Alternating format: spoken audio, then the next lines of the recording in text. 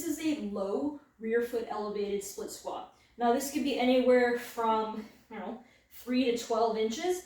The point being that we want to be in a lower position because most people, if you think of a typical Bulgarian split squat where your foot is on a bench, don't own adequate hip extension to get into that position.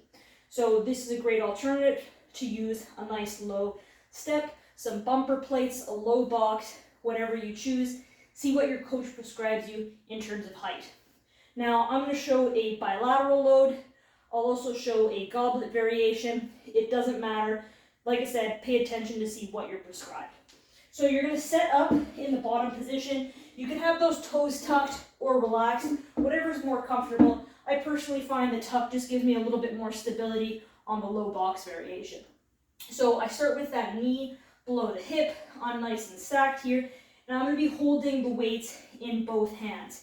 Now I've got a slight positive shin angle. My knee is slightly in front of my ankle, and I'm referencing the entire foot as I push through the ground, but in particular, the medial arch, so base of the big toe and that inner part of the heel. So I'm going to set up here, nice tall stacked position, push through that foot to come up, control the weight down like you're in an elevator shaft. I've got a slight torso lean forward, but it's not excessive. Knees tracking straight ahead in line with the hip and the foot.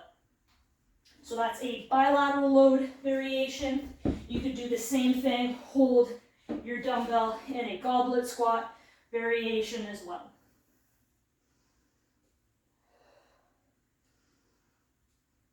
Now, number one mistake here that I often see is that people will, at the top position, they'll extend too much, they'll flare the ribs, and they'll lose that stacked position. So make sure at the top position that you still stay nice and stacked. You can exhale, make sure your rib cage is over your pelvis to make sure you're in that right position.